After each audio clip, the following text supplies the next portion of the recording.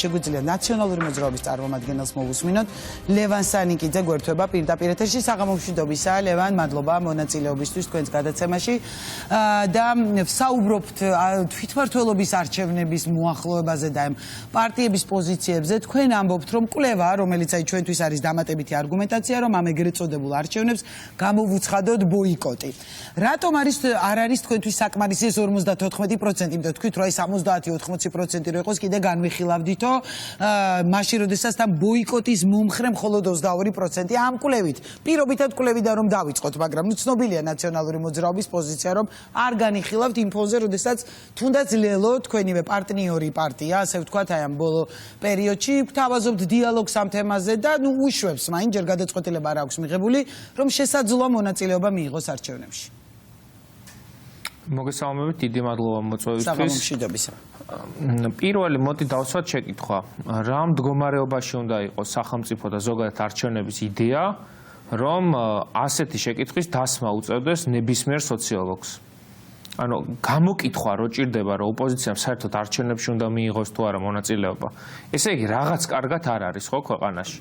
მინიმუმ ოპოზიციის მიმართულებით დამატებითი მოთხოვნები აქვს საკუთარ ამორჩეველს, ხო? ანუ ესეთი ახლა ამ ქვეყანაში რა არ მომხდარა, მაგრამ მსგავსი თქვენ თუ გახსენდებათ, რომ ოპოზიციას ჭირდებოდეს სოციოლოგიაში კითხვის დასმა, უნდა გავიდეს თუ არა საერთოდ ოპოზიცია არჩევნებში. და ეს არა იმის გამო, რომ ოპოზიციას შანსი არ აქვს გამარჯვების, არამედ იმის გამო, რომ 26 ოქტომბერს ბიძინა ივანიშვილმა საკუთარი ხელით ამ ქვეყანაში არჩევნების იდეა მოკლა. ეს არის აქ მთავარი პრობლემა. არჩევნების იდეაა დაზიანებული. მაგრამ თუ კი აი სხვა პარტიები მიიღებენ მონაწილეობას, ან აი დიალოგს რო გთავაზობენ, ლევან, ხო ვთქვათ, იგივე ნაციონალურ მოძრაობას. არც კი განიხილავთ, რომ რაღაც ამ თემაზე დასხდეთ ერთი პლატფორმის ირგვლივ, ან მაგიდის ირგვლივ, როგორც გნებავთ და განხილვაშიც არაპირებს ნაციონალური მოძრაობა შევიდეს? საუბარი მიმდინარეობს, მე ამას ვიტყვი, რომ ახლა კომუნიკაცია პარტიებს შორის არ არის შეწყვეტილი, ჩვენ ამ მდგომარეობაში ქართულ საზოგადოებასაც არ ჩავაყენებთ და ეს პირველ რიგში საზოგადოების დაკვეთა არის, რომ ერთიანობა იყოს, მაგრამ ჩვენი პოზიცია ამ პირობებში გადახედვას არ ექვემდებარება. ეჭვი მაქვს, რომ ახლა კოალიცია ცვლილებებისთვის, რომლის 4 მთავარი ლიდერიდან 3 უკვე ციხეშია, იგივე პოზიციაზეა. და მე ეს გაუგებრობა, რომელიც ოპოზიციაში მსუბუქად რო ვთქვათ, არის გამოწვეული ლელოს პოზიციის ორჭოფობასთან დაკავშირებით, იმიტომ რომ ეს არის ის პოლიტიკური ძალა, რომელიც შეუერთდა 26 მაისს სალომე ზურაბიშვილის განცხადებას, რომლის მიხედვითაც ადგილობრივ არჩევნებზე არ გადიოდა პოლიტიკური ორგანიზაცია, თუ არ ტარდებოდა იმავე დროს ახალი საპარლამენტო არჩევნები, ან ჯერ ახალი საპარლამენტო არჩევნები და შემდეგ თვითმმართველობის არჩევნები, პოლიტპატიმრები თუ არ იქნებოდნენ გარეთ და თუ არ იქნებოდა ნორმალური ცესკო. ამიტომ კითხვის ნიშნის ქვეშ ეს პროცესი დააყენა ლელომ, დისკუსია გახსნა ყველაზე უდროო დროს. მე თქვენს ეთერშიც ყოფილვარ, თქვენი არხის ეთერშიც ყოფილვარ და არაერთხელ მithოვია ლელოს წარმომადგენლებისთვის, რომ როდესაც ისმეოდა ეს საკითხი თვითმმართველობის არჩევნებში შესვლა არ შესვლასთან დაკავშირებით, მაშინვე გაგუკეთებინა მკაფიო განცხადებები, ან ჩამოგვეწერა პირობები, რა დროს განვიხილავთ შესვლას, ან რა პირობებში შეიძლება კიდე დავფიქრდეთ, ან მქონოდა ოპოზიციას საერთო პოზიცია. თითქოს ასე ჩანდა, რომ საერთო პოზიცია გქონდათ, იმიტომ რომ ძალიან მკაფიო იყო მაშინ ლელოც ამ განცხადებებში. და მე აი ნახეთ, მარტივი შეკითხვა მაქვს. ეს შეკითხვა ხა პირადადაც დამისვავს ლელოს წარმომადგენლებისთვის, მაგრამ საზოგადოებამაც მინდა რომ იცოდეს. მათი პოზიციის ცვლილება რამ გამოიწვია? ანუ ბიძინა ივანიშვილმა რა გაუმჯობესა არჩევნების მიმართულებით? ის სამი მთავარი მოთხოვნა, რაზეც ლელო გვეთანხმებოდა, ხო? ახალი საპარლამენტო არჩევნები, ნორმალური საარჩევნო კანონმდებლობა, არასაუკეთესო, ნორმალური საარჩევნო კანონმდებლობა და პოლიტპატიმრების გარეთ გამოშვება. პოლიტპატიმრების რაოდენობა იზრდება, ცენტრალური საარჩევნო კომისია და საარჩევნო კოდექსი უარესდება, ახალ საპარლამენტო არჩევნებთან დაკავშირებით ქართული ოცნება ჯერჯერობით რიტორიკაში არაპირებს რაღაც გამოკვეთას, რომ ამის დანიშვნას აპირებს. მაშინ ლელო აი მთავარი რაზეც აპელირებდა, მათი არგუმენტაცია გინდა შიდა საუბარში, გინდა გარე საუბარში იყო ის, რომ მათ ჰქონდათ რაღაც უნიკალური სოციოლოგიური კვლევა, რომელიც ქვას ხეთქავდა. აი ესეთი არგუმენტი მოქონდა არჩევნებში შესვლასთან დაკავშირებით. და გავიგეთ, აი ამ მარტივი მაგალითით ავხსნი მათივე სოციოლოგია რას ემყარება.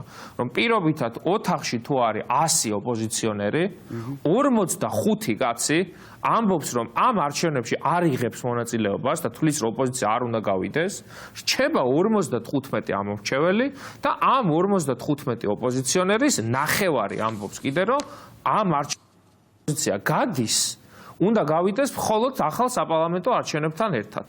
და ახლა თქვენ თვითონ აი ვინმე ჯანსაღად აი ჯანსაღი პოლიტიკური აზროვნების ახლა მე მგონია რომ ან რაღაც არაჯანსაღი აზროვნება ან გაუმართლებლად დიდი ოპტიმიზმია მე ესეთი ადამიანებიც შემხედრია მეორე პოზიციის დასაცავად რომ აი ზედმეტად ოპტიმისტურად არიან განწყობილები ბიძინა ივანიშვილს თუ უპირისპირდები უნდა დაუპირისპირდე მთლიან საქართველოში იმიტომ რომ თუ რამდენიმე ქალაქზე გააკეთებ გათვლას მაშინ როგორც მეორე ტურებზე მოხდა 2021 წელს ივანიშვილი ახერხებს საკუთარი ძალაუფლების ვერტიკალის კონსოლიდაციას, ახლა თბილისში აქტიურად აქვს მათ შორის ეგრეთ წოდებული გამწვანებული ოლქებიდან დაწყებული ხალხის გადმოწერა, რომ თბილისში ამომრჩეველი დაიმატოს ქართულმა ოცნებამ. შესაბამისად, ახლა, როდესაც ქართული ოცნება ესეთ манипуляციებს ატარებს და შენივე ამომრჩეველთან, აი მე ამას სულ ვიმეორებ თქვენს გეტყვით. წინა არჩევნებზე მთავარი საკითხი, მე რითაც მივდიოდი რეგიონში, თბილისში, სოციალურ მედიაში იყო, რომ მე უნდა დამერწმუნებინა ამომრჩეველი, რომ ჩემთვის მოეცა ხმა და ჩემი პოლიტიკური ორგანიზაციისთვის ახლა დამატებითი დაბრკოლება აქვს ნებისმიერ ოპოზიციონერს რომ ჯერ უნდა დაარწმუნოს რომ საერთოდ არჩევნებს აზრი აქვს ეს არ არის ფაქტორი რომ და მით უმეტეს ქართული ოცნება რომელიც არის მნიშვნელოვანი საერთაშორისო იზოლაციის ქვეშ და ეხლა მის თავზე არის ანთებული დიდი წითელი დასავლეთის თვალში თუ კი ამ არჩევნებში შევალთ და მოახდენთ სიტუაციის ნორმალიზებას ბიძინა ივანიშვილის თავს ბევრად უფრო ნაკლები პრობლემა იქნება საერთაშორისო მიმართულებით. ეს გამოიწვევს შიდა ოპოზიციურ ფრუსტრაციას და მე არ მინდა ამ სცენარში მონაწილეობის მიღება. მithumetes, როდესაც 1990 წელს ამას დავამატებ 30 წამი მინდა 90 წელს არაჩვეულებრივი გამოცდილება აქვს ამ ქვეყანას ეროვნული მოძრაობის და ზვიად გამსახურდია სახით, როდესაც მარტში კომუნისტური წესებით ჩატარებულ არჩევნებზე თქვა უარი და ის პერიოდი, რომელიც ოქტომბრამდე ახალ არჩევნებამდე გაიარა ეროვნულმა მოძრაობამ, მოხმარდა მთლიანად საკუთარი წესების თავის მოხვევას კომუნისტურ პარტიაზე. ოქტომბერში მოიგო ეროვნულმა მოძრაობამ და 9 აპრილს გამოაცხადა შემდგომ ამ ქვეყნის დამოუკიდებლობა. არ ჭირდება ამას ხელოვნური ინტელექტით რამის ძებნა. ადგილზეა ამ ქვეყანას ყველაზე ეფექტური ბოიკოტის მაჩვენებელი ამ რეგიონში, სადაც შეიძლება ენახათ იყო აქ.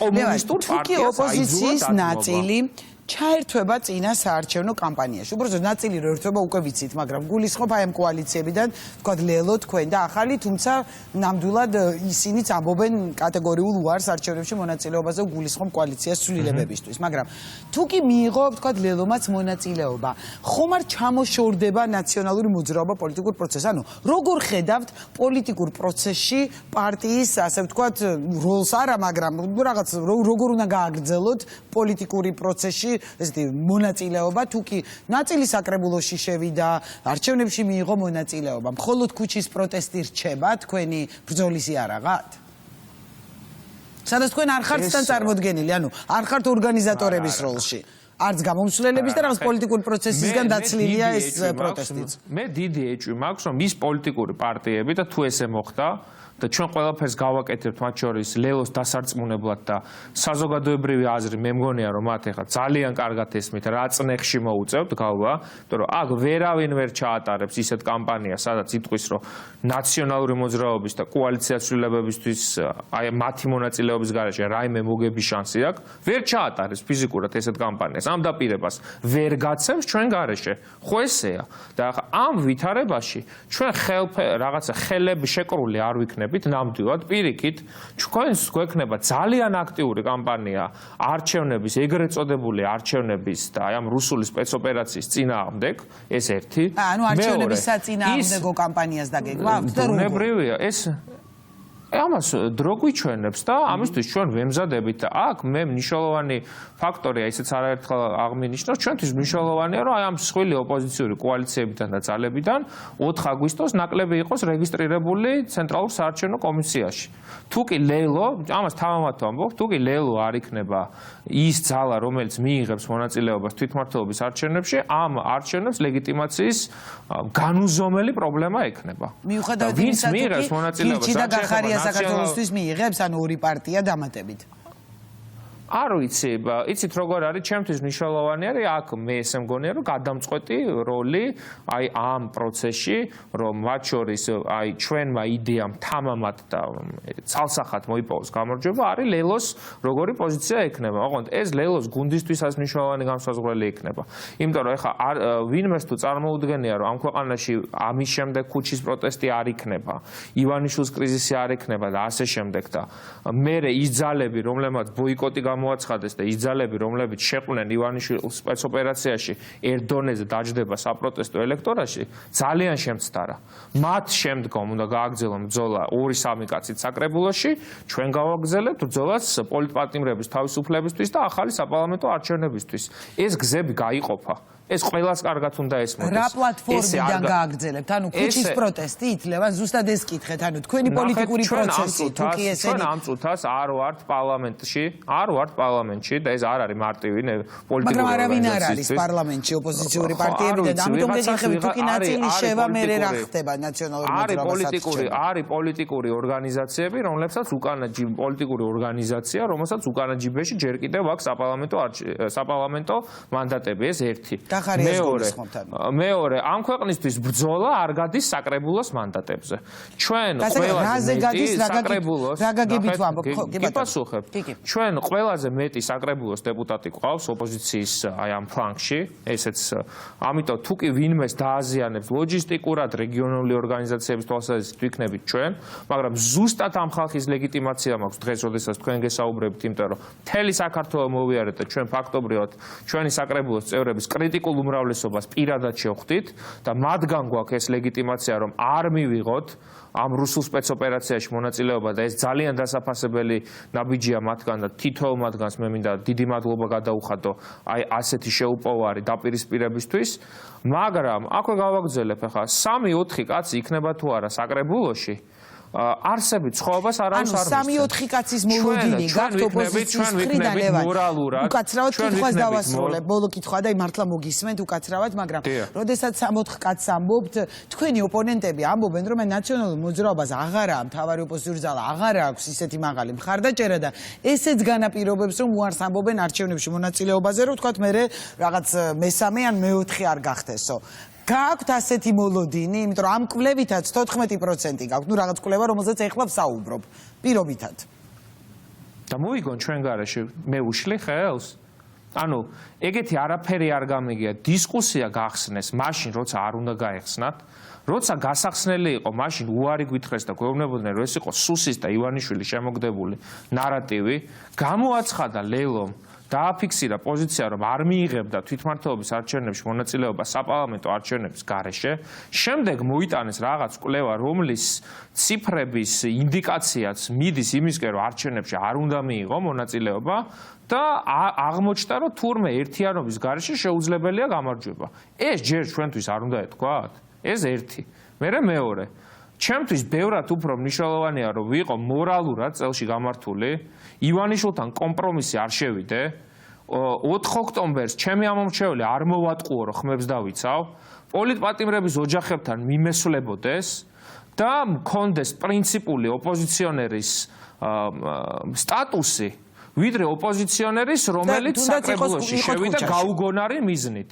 და იმ საკრებულოშიც ან შეუშვებს ივანიშვილი და ან არა, ესეც კიდე ცალკე საკითხია. მე არ ვიბრძვი თავარი ეს უბედურება ამ ქვეყანაში რაც იყო, რომ აი საკრებულოს მანდატი, პარლამენტის მანდატი ეხლა არის მეასე ხარისხოვანი. ამ ქვეყანაში უმრავლესობა ცვლილებების ისე მომხდარა, რომ არავით არ ესეთი დასაყრდენი წინა ხელისუფლებებს არ ქონიათ. ამიტომ ჩემთვის თავარია ვიყო მორალურად წელში გამართული და რუსთაველის გამზირზე აქციაზე მიმესვლებოდეს, მისასვლელი პირი მქონდეს. მადლობა დიდი. მადლობა რომ პასუხობდით ჩვენს კითხვებს. ლევან სანიკიძე, ნაციონალური მოძრაობის მოძრაობიდან ერთვებოდა ღამის კურიერს პირდაპირ ეთერში და